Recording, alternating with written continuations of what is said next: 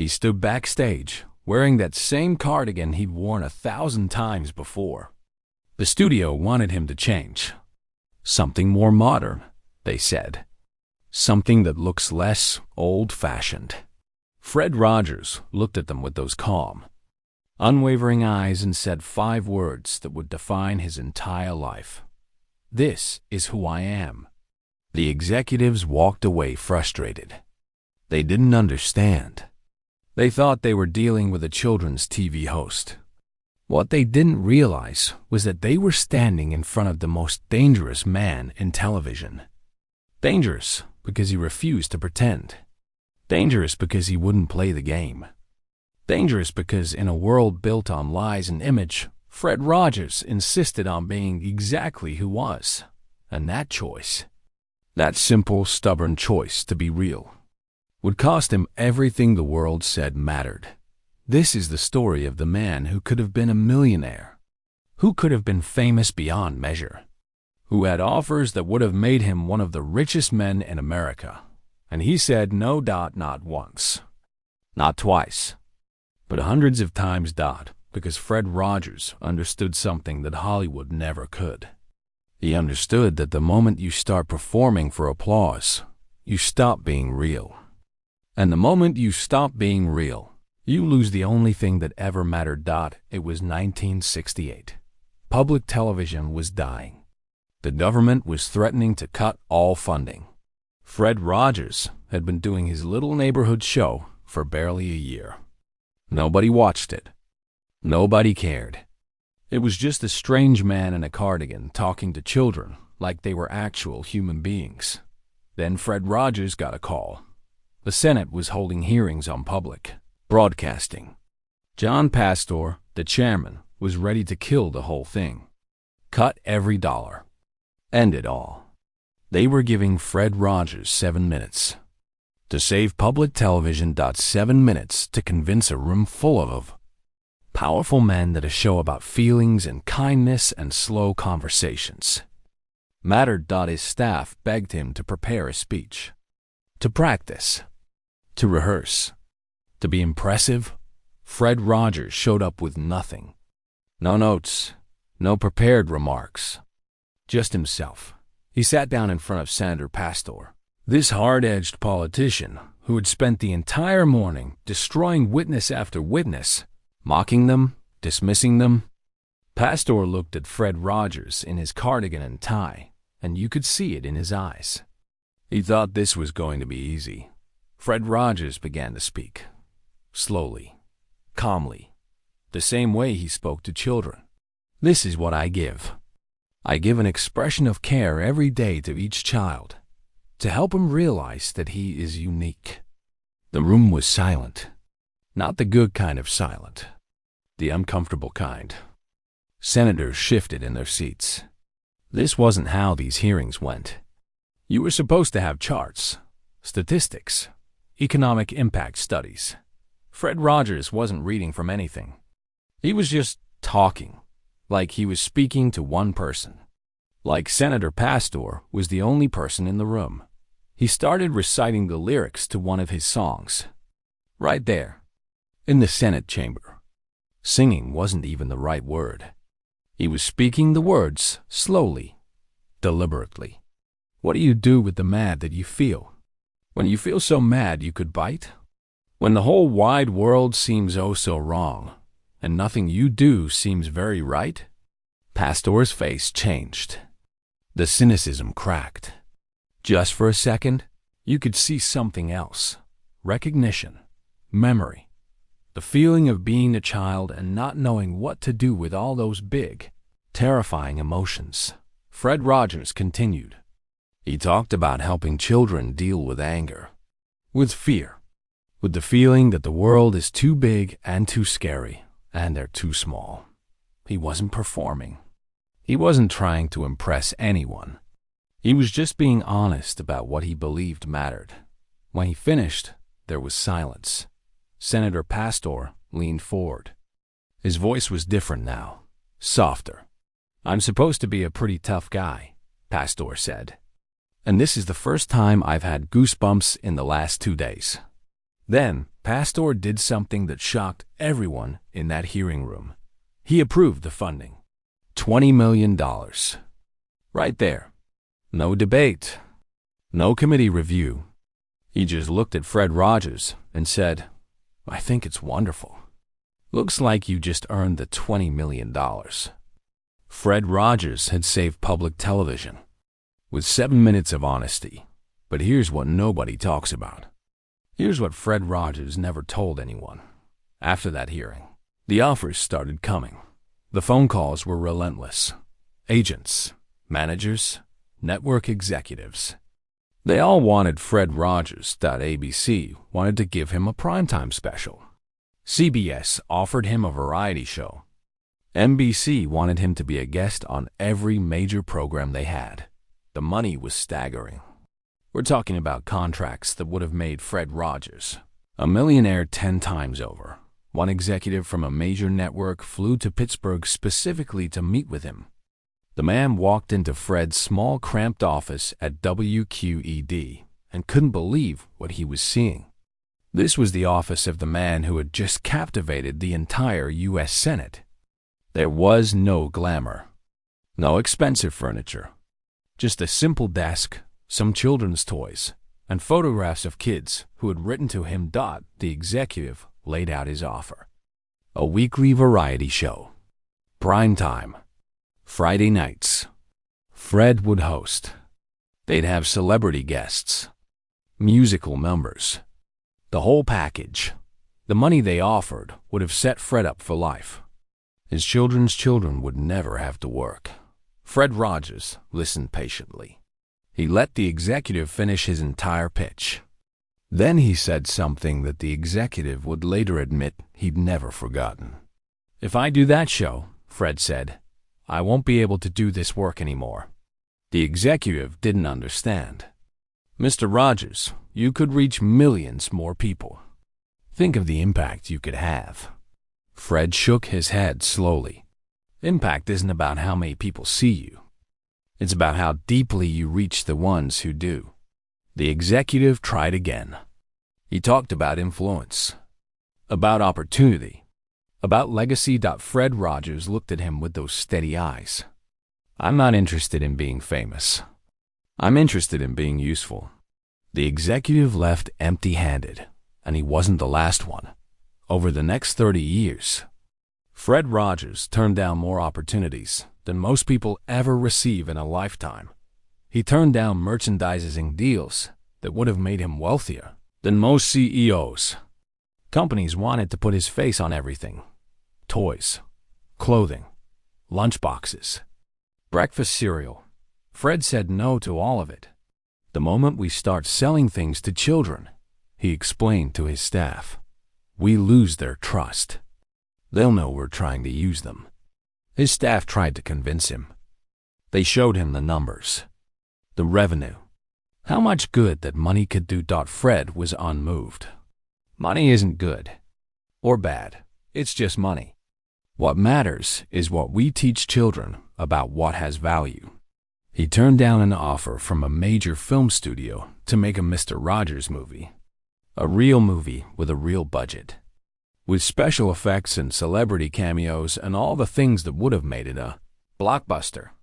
The studio head couldn't understand. "We're offering you creative control. You can make it however you want." Fred Rogers smiled that gentle, sad smile. A movie would change what this is. The whole point of The Neighborhood is that it's slow. It's quiet. It's a conversation between me and one child. You can't do that in a movie theater with 100 other people.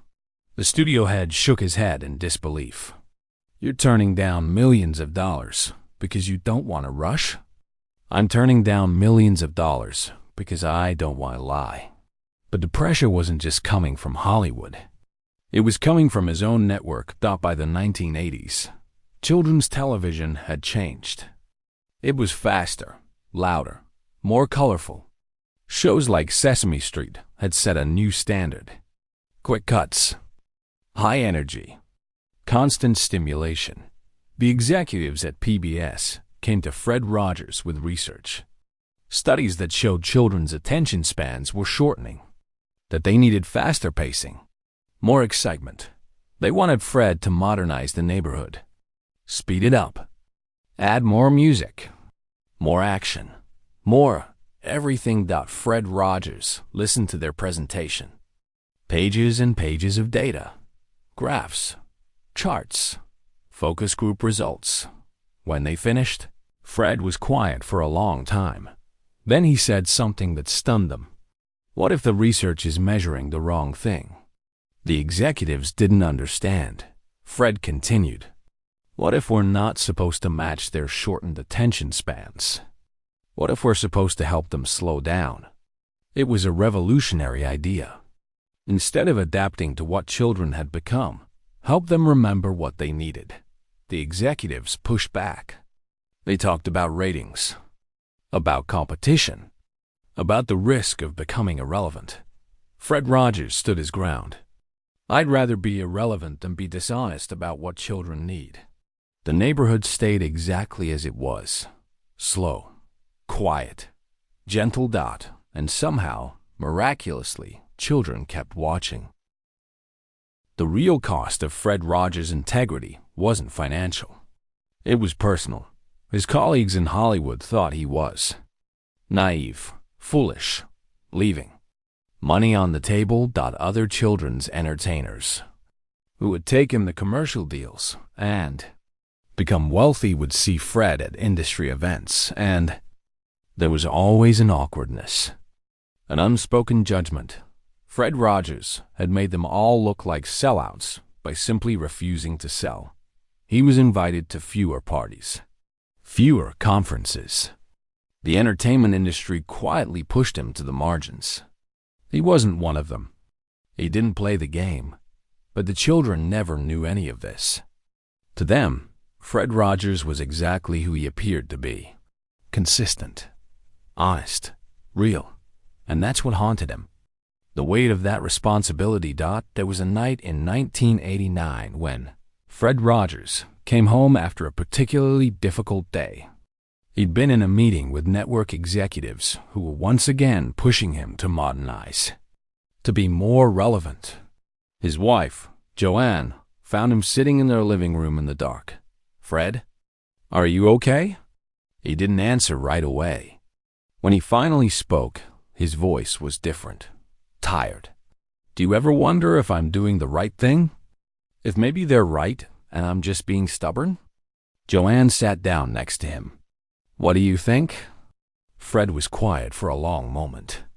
I think if I start performing for applause, I'll forget why I started doing this in the first place, which was to tell children they're loved exactly as they are, not as someone else wants them to be." Joanne took his hand. They sat in the silence together. The silence Fred Rogers had spent his entire career defending. The final years of Mr. Rogers' Neighborhood were bittersweet. The show had survived against all odds. It was still on the air. Still exactly as Fred had always insisted it should be. But Fred Rogers was exhausted. Not from the work, from the constant battle to keep it pure, to prevent it from being turned into something commercial, something fake. In 2001, Fred Rogers filmed the final episode of The Neighborhood. He was 73 years old. He'd been doing the show for 33 years. The crew expected something big, a grand finale, fireworks, celebration. Instead, Fred Rogers did what he always did. He came in, put on his cardigan, changed his shoes, and spoke directly to the camera like he was talking to one child. "You've made this day a special day by just your being you. There's no person in the whole world like you. And I like you just the way you are." The same message he'd been saying for 3 decades, unchanged, uncompromised. When they finished filming, Fred walked off the set without ceremony. He hung up his cardigan, put his street shoes back on, and went home. That night, Joanne asked him if he was sad that it was over. Fred thought about it. "No, I think I'm relieved. Relieved? That I got to do it my way. that I never had to pretend to be someone else. Fred Rogers died in 2003, stomach cancer.